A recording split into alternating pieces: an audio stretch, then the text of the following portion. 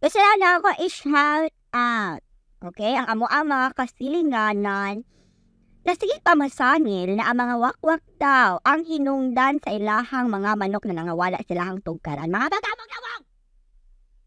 Mga bagamog nawong, ha?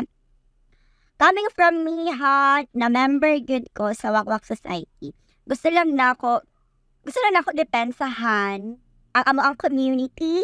Inform lang tamo sa different types of wakwak.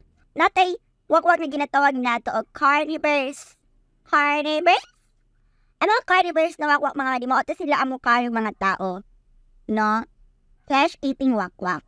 Sila tong mupatay, mukaon, manghunting, mangdagit, mangdumog, og mga tao na ilang makita, walang lupad-lupad sila sa kawanangan.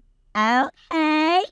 While kami ang mga baby, dili gimi mo kaon og tao mga nagi.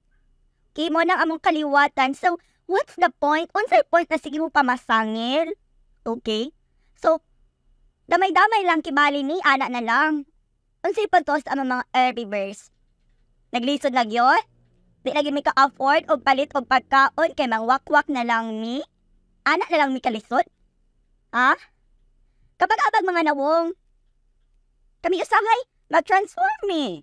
Kay trip na mo, so panglaayon mi, pangigangon mi. Madilaay man madi mag-trip ta, mang lupad sa tang.